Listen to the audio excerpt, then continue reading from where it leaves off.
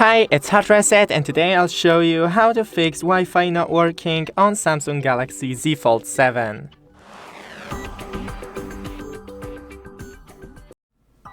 So first, disable the Wi-Fi and enable it once again.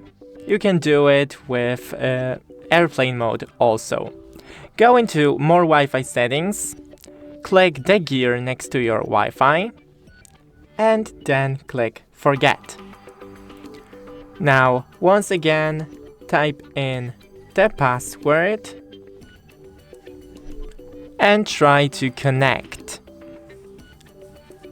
And if it's still not working, then try to restart the router and your phone, but I don't have access to the router right now, so I won't show you how to do it, but you can find a video on our channel. Thanks for watching, don't forget to leave a like and see you in the next one.